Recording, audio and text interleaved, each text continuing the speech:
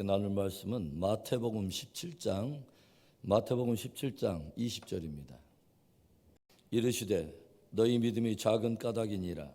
진실로 너희에게 이르노니 만일 너희에게 믿음이 겨자씨 한 알만큼만 있어도 이 산을 명하여 여기서 저기라 옮겨지라 하면 옮겨질 것이요 또 너희가 못할 것이 없으리라.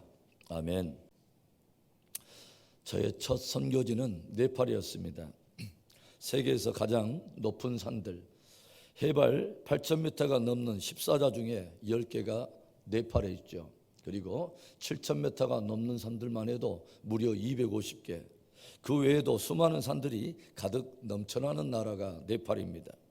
그러다 보니까 자연스럽게 저희 선교 사역에 있어서 어떤 넘어야 될 그 높은 벽과 그런 장애가 산들이었습니다. 산악지형에 개척되어 있는 여러 교회들을 순방하며 또 여러 교회들에게 또 말씀을 증거하고 그들을 또 돌아보기 위해서 많은 산들을 넘어야 했기 때문입니다. 많은 산들을 넘어다니면서 문득 우리 인생에도 굉장히 크고 많은 산들이 있다는 생각을 해보게 되었습니다. 우뚝 솟아있는 히말라야의 장엄한 산들 앞에서 한없이 연약하고 초라한 나를 알게 되는 것처럼 인생들 앞에 놓여있는 크고 작은 많은 문제와 고난 또 위기들 앞에 우리는 한없이 초라하고 연약한 우리의 자신의 모습을 종종 발견하게 되죠. 그렇다면 우리가 그런 산들을 어떻게 넘어설 수 있을까요? 우리가 잘 알고 있는 시편 121편 1절과 2절에는 이런 유명한 말씀이 기록되어 있죠. 내가 산을 향하여 눈을 들리라. 나의 도움이 어디서 올까? 나의 도움은 천지를 지으신 여호와에게서로다. 우리들 앞에 딱 버티고 있는 장엄한 산들, 시편 기자는 그 산을 향하여 눈을 들면서 그것을 넘어설 도움을 구하다가 그 산들을 넘어설 수 있는 유일한 길 하나를 발견하게 됩니다. 그리고 그것을 선포하는 거죠. 나의 도움은 오직 천지를 지으신 여호와에게서로다. 인생에 다가오는 숱한 산들을 넘어설 수 있는 유일한 도움은 오직 하나님에게서 오게 된다고 하는 것입니다. 우리들이 기도할 때 우리들은 종종 우리 인생 앞에 놓여있는 산들에 대해서 매우 섬세하게 하나님 앞에 나열하곤 합니다. 그런데 우리의 기도는 이제 오히려 산들을 향하여 하나님에 대해서 들려주고 하나님의 크심과 능력을 선포해야 합니다. 오늘 우리들이 읽은 본문 마태복음 17장 20절의 말씀을 다시 한번 보겠습니다. 이르시되 너희 믿음이 작은 까닭이니라. 진실로 너희에게 이르노니 만일 너희에게 믿음이 겨자씨 한 알만큼만 있어도 이 산을 명하여 여기서 저기로 옮겨지라 하면 옮겨질 것이요 또 너희가 못할 것이 없으리라. 오늘 예수님께서는 우리에게 믿음으로 산을 향하여 명하라 도전하십니다. 여기서 저기로 옮겨지라 명하고 한번 선포해보라는 것이죠. 우리들이 기도할 때 늘 깊이 생각해야 될 것은 지금 누가 우리의 기도를 들으시는가 하는 바로 기도를 듣는 대상이신 하나님이십니다. 우리들은 더 이상 인생에 찾아온 산에 대해서 그 크기와 문제를 하나님 앞에 나열하는 데 지나친 시간을 그렇게 드리는 것을 멈추고 또 그 산에 대해서 토의하며 분석하는 것을 그치고 오히려 그 산들을 향하여 하나님의 크심과 위엄과 능력을 선포해야 한다는 것이죠. 사람들은 늘 직면한 문제와 상황에 대해서는 섬세하게 주목하고 깊이 분석하면서도 하나님에 대해서는 깊이 주목하지 않는 경향이 있어요. 그런데 이상하게도 우리가 어떤 문제와 상황에 깊이 초점을 맞추고 주목하면 주목할수록 더욱 위축되고 우리가 더욱더 눌리게 된다는 거죠. 그러나 시선을 바꾸어서 하나님을 바라보고 그분의 어떠하심을 더 깊이 묵상하고 더 깊이 주목하면 주목할수록 우리의 영혼이 강하고 담대해진다는 것이죠. 많은 이스라엘의 군사들은 골리앗의 신장과 그가 휘두르는 배틀채 같은 창에 눌려서 다들 엘라골짜기에 숨어버리고 말았습니다. 모두들 골리앗에 대해서 이야기를 하며 그가 얼마나 강한지, 그가 얼마나 신장이 큰지, 그가 얼마나 힘이 강한지 이런 것들을 가지고 수군거려요. 그런데 이때 골리앗의 신장과 무장을 주목한 것이 아니라 하나님의 크심과 위엄과 능력을 주목하는 한 사람이 있었습니다. 바로 소년 다윗입니다. 사람들이 다 골리앗에 대해서 서로 수군거릴 때 다윗은 그 앞에 산과 같이 서 있는 골리앗을 향해서 오히려 하나님에 대해서 들려주며 그분의 이름을 선포하며 그를 향해서 달려가기 시작하죠. 우리가 잘 알고 있는 사무엘상 17장 45절부터 47절의 말씀입니다. 다윗이 블레셋 사람에게 이르되 너는 칼과 창과 단창으로 내게 나아오거니와 나는 만군의 여호와 이름 곧 내가 모여가는 이스라엘 군대의 하나님의 이름으로 내게 나아가노라. 오늘 여호와께서 너를 내 손에 넘기시리니 내가 너를 쳐서 내 목을 베고 블레셋 군대의 시체를 오늘 공중의 새와 땅의 들짐승들에게 주어 온 땅으로 이스라엘에 하나님이 계신 줄 알게 하겠고 또 여호와의 구원하심이 칼과 창에 있지 아니함을 이 무리에게 알게 하리라.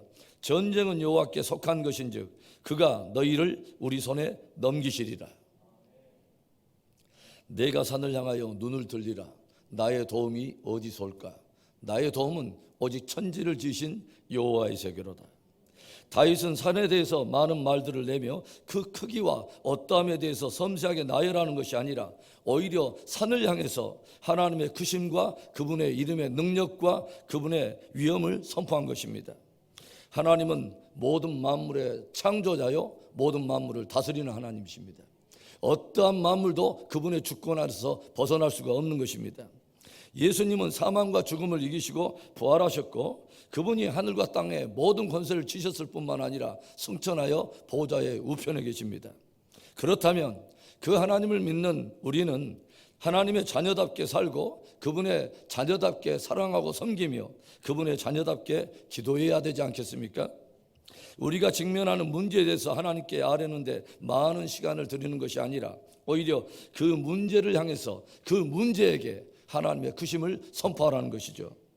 많은 이들이 골리앗의 어떠함에 주목하고 그것에 대해서 섬세하게 토의하며 이야기할 때 다윗은 골리앗을 향해 하나님이 누구라는 것과 그분의 어떠하심을 선포하며 나아갑니다. 그리고 이 전쟁의 주권을 여호와 하나님께 맡기고 그 하나님이 전쟁에 개입하시도록 그분의 전쟁의 길을 열어놓는 것을 우리가 보게 되죠. 전쟁이 여호와께 속한 것인즉 전쟁이 여호와께 속한 것인즉 그가 너희를 오늘 우리에게 넘기시리라. 시편 35편 1절에 이런 말씀이 있어요. 여호와여 나와 다투는 자와 다투시고 나와 싸우는 자와 싸우소서. 이건 역시 다윗의 시입니다. 여기서 다투다라고 하는 히브리 원어 안에는 이 다툼은 몸싸움, 말싸움 할 것 없이 어떤 몸으로 싸우는 육탄전부터 시작해서 법정 싸움에 이르는 모든 싸움을 어우르는 단어입니다. 지금 다윗은 자기가 싸우고 있는 그 싸움에 하나님을 전적으로 끌어들이며 그분의 싸움으로 만들어버린 것입니다. 여러분, 우리가 기억할 것은 하나는요, 우리가 하나님을 위해서 싸울 때 하나님은 기뻐하십니다. 그런데요, 우리가 하나님으로 하여금 싸우도록 그분을 초청할 때 그분은 더 기뻐하십니다. 기도는 하나님이 우리를 위해 싸우도록 길을 내어드리는 한 통로가 된다고 하는 거죠. 하나님은 당신의 자녀들이 그분의 어떠하심을 선포하고 또 싸움의 주권을 그분에게 위임하는 것을 매우 즐거워하시고 당신의 자녀들을 위해서 싸우는 것을 기뻐하신다고 하는 것입니다. 여러분, 바울이 무엇을 선포합니까? 만일 하나님이 우리를 위하시면 누가 우리를 대적하리요? 만일 하나님이 우리를 위하시면 누가 우리를 대적하리요? 하나님이 우리 편에 서시고 그분이 우리를 위하시면 누가 우리를 대적할 수 있겠느냐는 것입니다. 다윗에게 우리가 배우게 되는 믿음 하나는 늘 다윗은 영적 산술에 민감한 사람이었다고 하는 거죠. 무슨 말입니까? 사람들은 자신에게 찾아오는 문제와 어떤 위기에 대해서 그것이 얼마나 심각한 것인가, 얼마나 크고 얼마나 무거운가를 분석하는데 다윗은 그것들을 하나님 앞에 가져다가 그분 앞에 넣음으로써 그것들이 하나님 앞에서 얼마나 보잘것없는가, 얼마나 작고 가벼운가를 늘 가늠하면서 오히려 그 산들을 향해서 하나님의 능력과 크신 위엄을 선포하고 있다고 하는 것이죠. 위기와 상황을 향해서 하나님의 크고 위대하심을 선포하고 그분이 개입하시도록 그분이 싸우도록 그 전장에 하나님을 초대한다는 것이죠. 그런데 참으로 놀라운 것 하나는 하나님은 그런 다윗을 사랑한다는 것입니다. 그리고 그런 다윗을 위해서 싸우는 것을 즐거워하신다는 것입니다. 여러분, 오늘 우리에게 저자씨만한 믿음을 도전하시면서 산을 향하여 명하라 라고 말씀하신 분이 예수님이십니다. 그분은 사망과 죽음을 이기신 분이요 하늘에 오르셔서 보좌의 우편에 계신 분입니다. 우리가 그분의 어떠하심을 알기 까닭에, 그분의 어떠하심을 믿기에 그 믿음으로 산을 향하여 명하면 주님께서 그 약속을 집행하시겠다는 것입니다. 저는 오늘의 말씀을 준비하면서 우리들이 그 무엇보다도 하나님의 크심을 주목하고 그분을 신뢰하는 것이 얼마나 우리에게 중요한가를 깊이 다시 한번 생각하게 됩니다. 하나님께서는 우리들이 비록 저자씨와 같은 작은 믿음이지만 주님을 신뢰하기 때문에 산에 대해서 나열하는 기도가 아니라 오히려 산을 향해서 하나님을 선포하고 산을 향하여 명하는 기도에 응답하심으로 그 산을 옮기시겠다고 우리에게 약속해 주십니다. 이제 우리는 하나님께 우리의 문제에 대해서 깊이 말하는 것을 그치고 우리의 문제에 대해서 오히려 문제를 향해서 하나님에 대해서 말하기 시작해야 합니다. 그리고 기도 안에서 그것을 선포하라는 것이죠. 하나님이 얼마나 크고 위대하신 분인가를. 하나님은요, 우리가 평생 걸려서 해야 될 일을 단 하루 만에도 하실 수 있는 하나님이십니다.